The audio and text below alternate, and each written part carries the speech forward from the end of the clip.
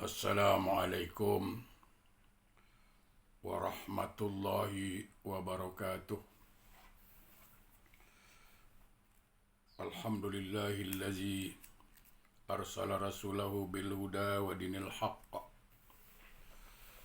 liyuzhirahu 'ala ad-dini kullih wa kafaa billahi syahida.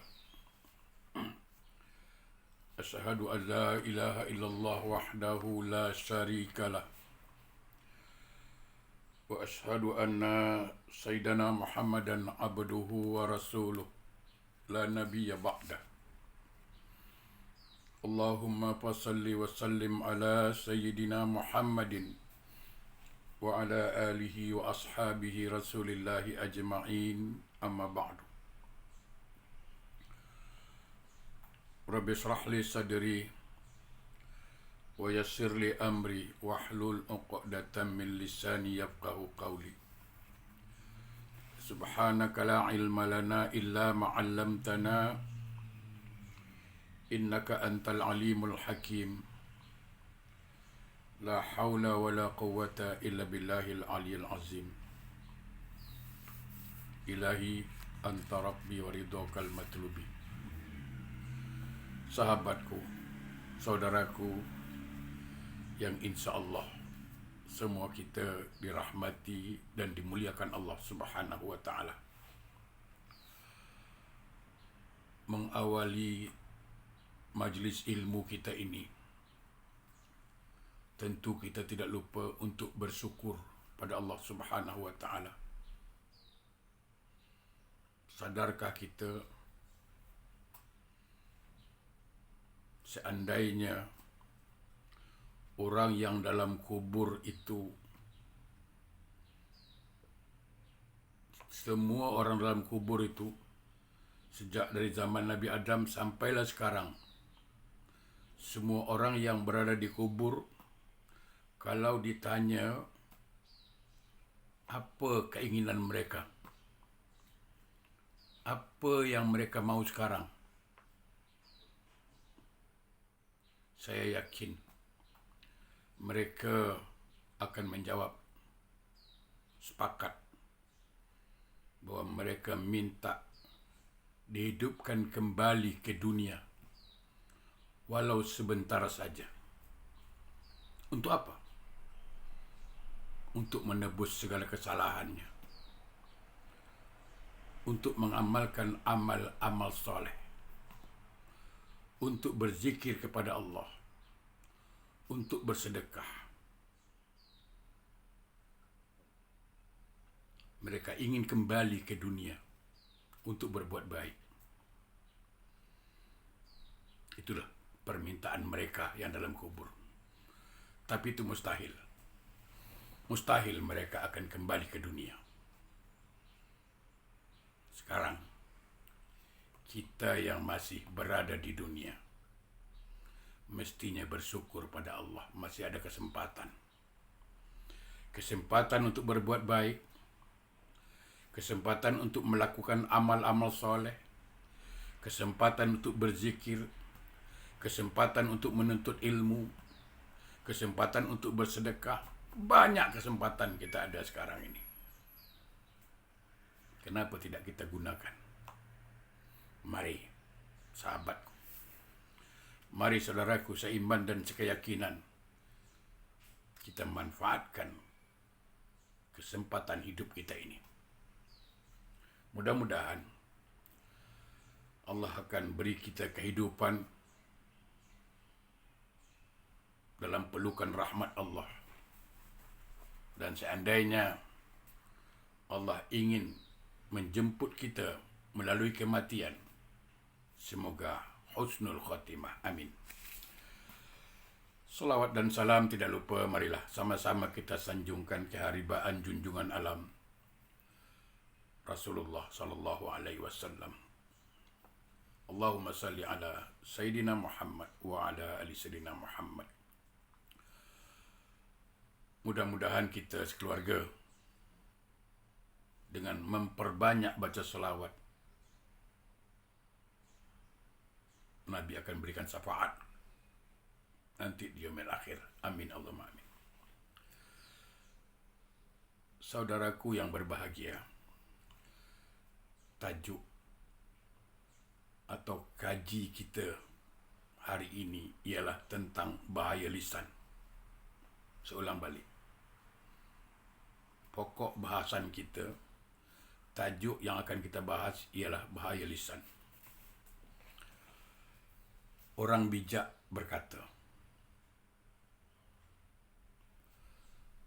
banyak orang takut memasukkan barang haram ke mulutnya.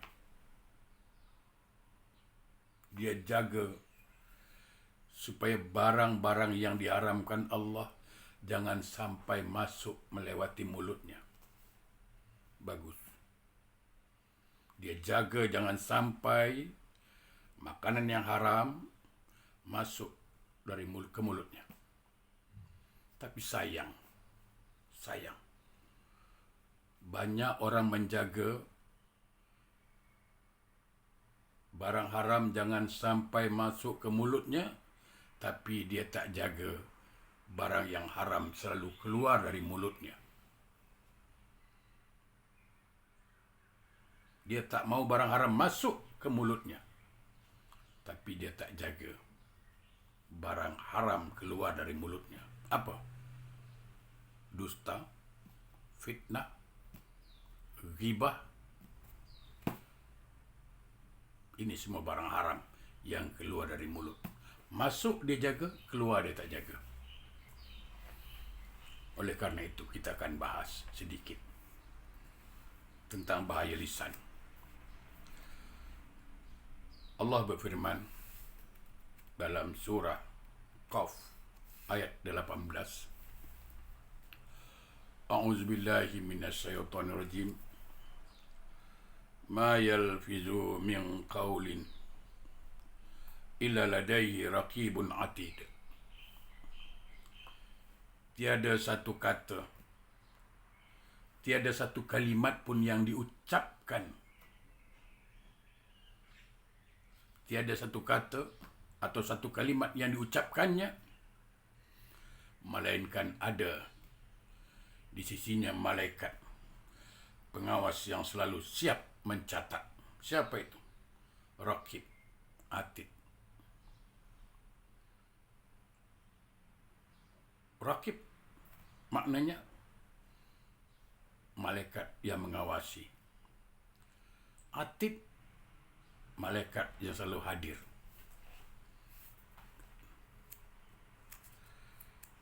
Dalam hadis yang diriwayatkan oleh Sa'al bin Sa'ad, Rasulullah sallallahu alaihi wasallam bersabda, "May yatman li ma baina lahyaihi wa ma baina rijlaihi atman lahul jannah." Barang siapa yang dapat menjamin untukku, kata Nabi, apa yang berada di antara dua janggutnya dan kedua kakinya, maka aku jamin baginya surga. Hadis riwayat Bukhari. Artinya apa? Siapa yang boleh jamin, artinya tidak salah, tidak buat salah. Satu. Artinya Nabi minta jamin, kenapa? Karena ini sumber petaka. Sumber malapetaka yang membuat orang masuk neraka. Dua. Pertama, yang berada di antara janggutnya, apa? Mulut. Di antara dua janggutnya apa? Misai dan mulut. Misai dan janggut. Di antaranya apa? Mulut. Siapa yang boleh jamin, kata Nabi, mulutnya ini tidak mengeluarkan barang-barang yang haram, tidak mencaci orang, tidak mencela, tidak mengumpat, tidak memfitnah. Mulut ni. Dan di antara dua kemaluan.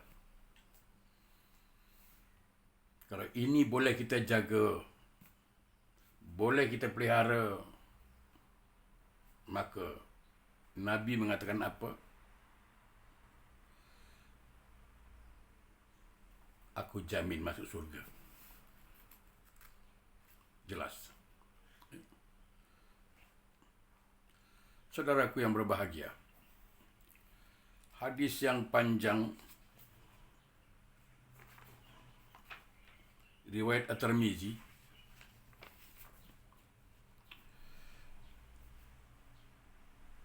Mu'adz bin Jabal radhiyallahu an pernah diberi wasiat oleh Rasulullah sallallahu alaihi wasallam untuk menjaga lisannya. Panjang wasiatnya. Tapi salah satu dari inti wasiat itu ialah menjaga lisan. Satu hari Mu'adz bin Jabal minta nasihat pada Rasulullah sallallahu alaihi wasallam. Wahai Rasulullah, walaupun yang minta nasihat ini Mu'adz bin Jabal, hakikatnya nasihat Nabi ini juga tertuju kepada kita semua untuk kita pahami, kita hayati dan kita amalkan. Apa kata Mu'adz bin Jabal? Wahai Rasulullah, beritahulah kepadaku tentang suatu amalan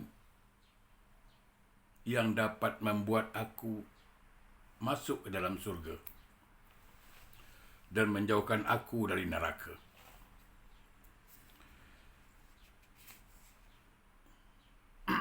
Lalu Rasulullah menjawab, Sungguh, kamu telah bertanya tentang perkara yang besar.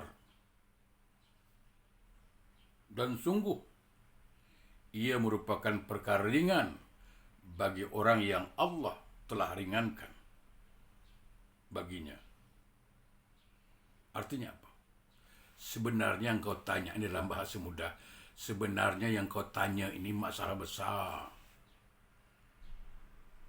Masalah besar. Tapi ringan. Kalau Allah berkehendak. Artinya apa? Kalau datang hidayah Allah, datang rahmat Allah pada kita, ini masalah ringan. Ringan. Tapi kalau kita tidak jauh dari Allah, jauh dari rahmat Allah, jauh dari hidayah Allah, ini masalah berat. Jadi kalau mau kita diringankan masalahnya, dekati Allah. Dekati Allah. Capai rahmat Allah. InsyaAllah masalah jadi ringan. Apa wasiat Rasulullah?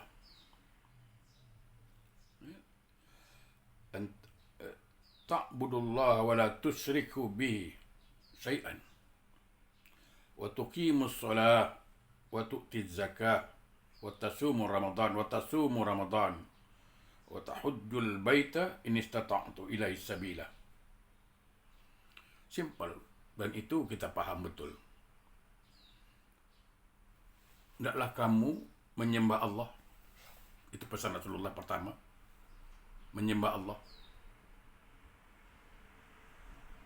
Beribadah kepada Allah. Dan tidak syirik. Ini.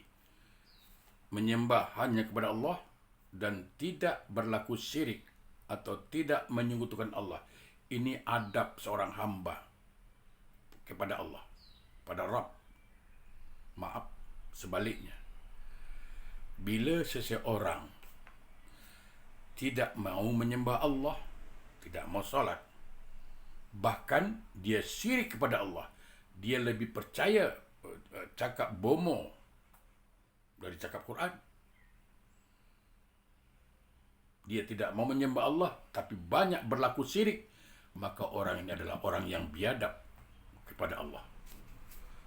Sebaliknya, orang yang beradab kepada Allah, orang yang menyembah hanya kepada Allah dan tidak akan pernah syirik kepada Allah. Menyembah hanya kepada Allah, minta tolong hanya kepada Allah, dan tidak akan pernah untuk menduakan Allah. Ini pertama, supaya mudah masuk surga, terhindar dari neraka. Yang kedua, mendirikan solat. Kita paham, kita sepakat bahwa solat ini tiang agama. As-salatu imaduddin. Faman aqamaha faqad aqamaddin, wa man tarakaha faqad hadamaddin. Solat tiang agama. Siapa yang mendirikan solat menegakkan tiang Islam. Siapa meninggalkan solat meruntuhkan tiang Islam. Ada satu hal barangkali, satu perkara yang barangkali kita kena fikir. Kita kena fikir. Begini. Ini sebagai perbandingan, biar kita paham. Bagaimana hukumnya seseorang yang mendirikan solat tapi tidak mau membaca suratul Fatihah? Jawabannya apa? Batal. Tidak sah. Kenapa? Karena Fatihah itu rukun dalam solat. Bagaimana kalau seseorang itu pergi haji tetapi tidak mau wukuf di padang Arafah, tapi wukufnya di Gelang Serai? Bagaimana hukumnya? Sah hajinya? Tidak. Kenapa? Karena dia meninggalkan rukun. Artinya apa?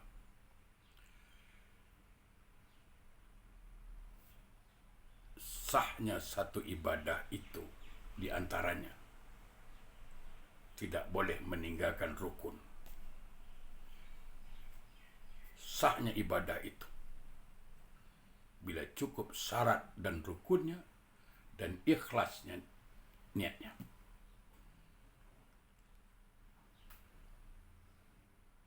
Cukup syarat dan rukunnya, ikhlas niatnya, maka sahlah ibadah itu.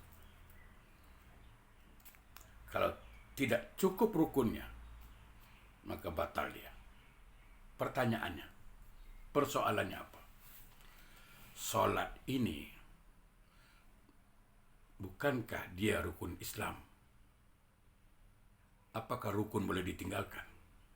Boleh tak Fatihah ditinggalkan ketika solat? Tak boleh. Boleh tak wukuf ditinggalkan ketika haji? Tak boleh. Kalau ditinggalkan, batal. Nah, boleh tak solat ditinggalkan bagi orang Islam? Itu rukun. Itu rukun. Nah, ini masalah. Dikhawatirkan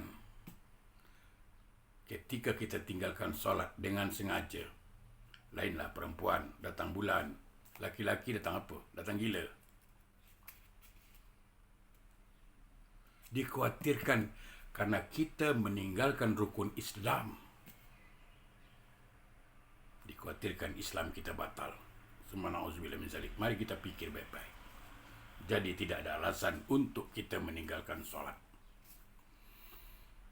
Solat dikerjakan, menunaikan zakat. Kalau kita buka Quran, hampir perintah zakat dengan solat itu bersamaan, kembar. Artinya tak boleh dipisahkan. Sehingga Ibnu Abbas mengatakan,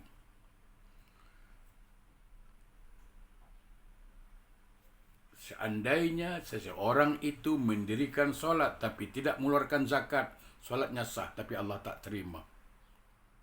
Atau sebaliknya, seseorang yang mengeluarkan zakat tapi tidak solat, maka zakatnya tidak diterima. Ini bukan bercakap soal sah atau batal, bukan. Allah terima atau tidak. Ya, sebagaimana ada satu hadis mengatakan apa? Asara nafarin la yuqbalu salatuhum. Ada 10 golongan. Mereka yang mendirikan solat, tapi Allah tak terima solatnya. Bukan tak sah, Allah tak terima. Di antaranya apa? Warajulun yu'addi zakatahu. Seseorang yang tidak mau mengeluarkan zakatnya. Jadi orang yang mendirikan solat tapi tidak keluarkan zakat, dikhawatirkan Allah tak mau terima solatnya. Selanjutnya apa? Berpuasa bulan Ramadan yang tak lama lagi akan datang. Mudah-mudahan Allah panjangkan umur kita dan sampai masuk bulan Ramadan tahun ini. Haji bagi yang mampu. Jadi jelas. Ini perbedaan. Kalau zakat wajib bagi yang mampu. Puasa wajib bagi yang mampu. Haji wajib bagi yang mampu. Tapi kalau solat wajib batas kemampuan. Bukan bagi yang mampu, batas kemampuan. Engkau tak mampu berdiri, duduk. Duduk tak mampu, baring. Apa lagi? Baring pun tak mampu, bungkuslah. Senang. Kain putih. Solatkan dia. Jadi ini jangan ditinggalkan. Solat, zakat, puasa, haji. Kalau solat, batas kemampuan. Kalau haji, zakat, puasa, bagi yang mampu. Jangan ditinggalkan. Supaya kita insya Allah masuk surga dan terhindar dari neraka. Selanjutnya Rasulullah berpesan lagi.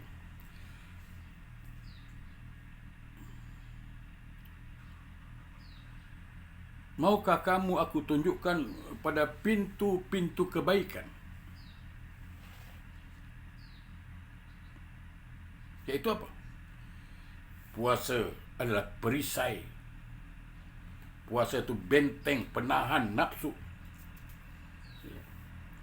Dan sedekah dapat memadamkan kesalahan sebagaimana air dapat memadamkan api.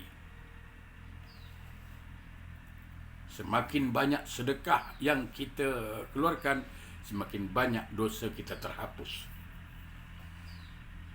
Sebagaimana air memadamkan api, semakin banyak air, semakin cepatlah padam api itu. Dan solatnya seseorang pada pertengahan malam, iaitu solat tahajud. Solat tahajud. Kemudian beliau membaca firman Allah, surah Sajadah 16 dan 17. A'udzubillahi minasyaitonirrajim. Tatajafa junubuhum 'anil madaji'i yad'una rabbahum khaufan wa tama'an wa mimma razaqnahum yunfiqun fala ta'lamu nafsum ma ukhfiya lahum min qurrati a'yun jazaa'an bima kanu ya'malun. Lambung mereka jauh dari tempat tidurnya. Kenapa? Karena tahajud. Mereka berdoa kepada Tuhannya dengan rasa takut dan penuh harap. Dan mereka menginfakkan sebahagian dari rezeki yang kami berikan kepadanya. Bangun di tengah malam, solat tahajud, berdoa, Allahu Akbar. Siangnya mengeluarkan sedekah. Maka tidak seorang pun mengetahui apa yang disembunyikan untuk mereka, yaitu bermacam-macam nikmat Allah kasih yang menyenangkan hati sebagai balasan terhadap apa yang mereka kerjakan. Jadi orang yang bangun di tengah malam berdoa karena takut kepada Allah, takut azab neraka, takut tak masuk surga,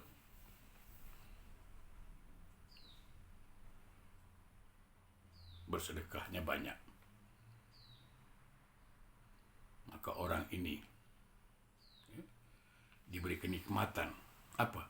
Ketenangan jiwa, ketenangan batin, sifat qanaah, sifat syukur. Selanjutnya, kemudian Rasulullah bersabda lagi, nasihatnya, maukah kamu aku beritahukan tentang pokok perkara agama?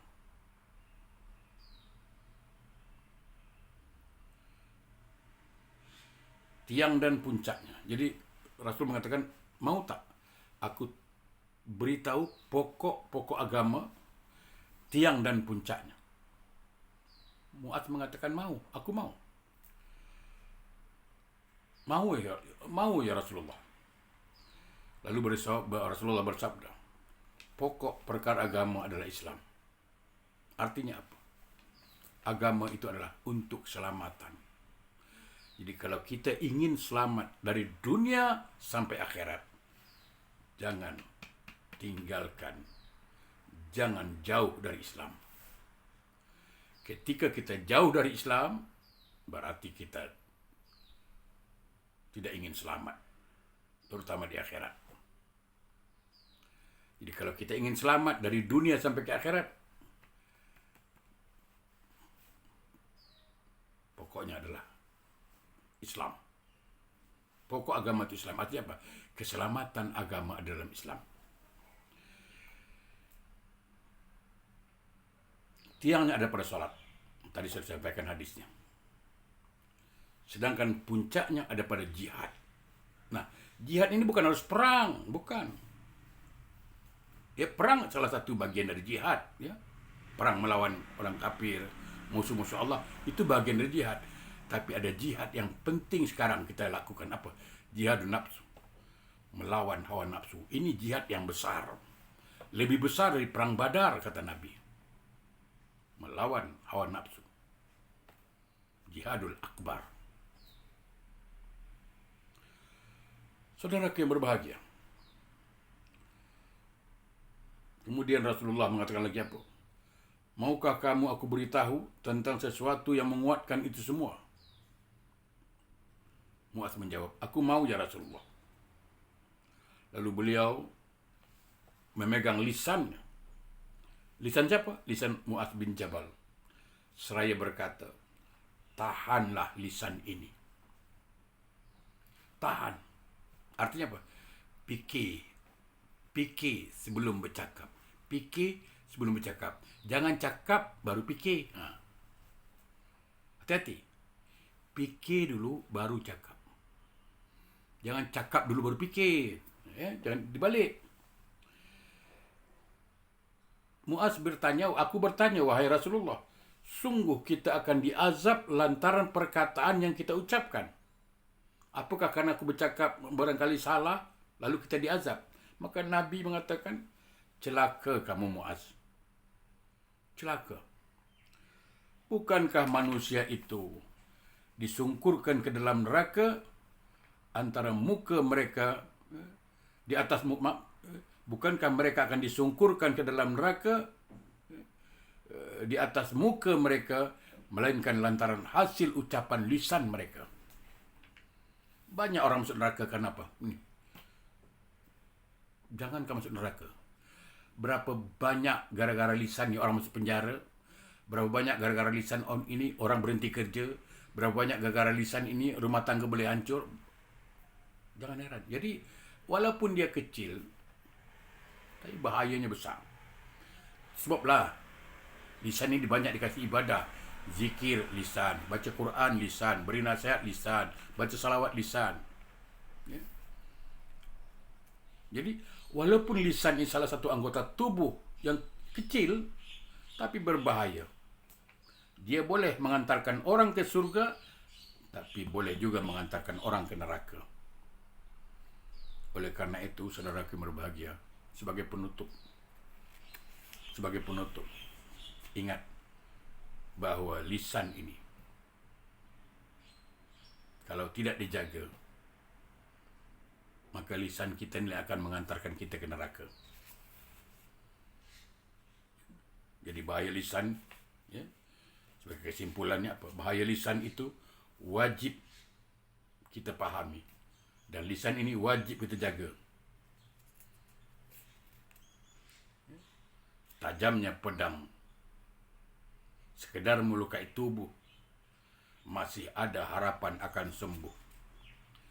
Tapi tajamnya kata-kata, tajamnya lisan, boleh melukai hati. Kemana obat akan dicari?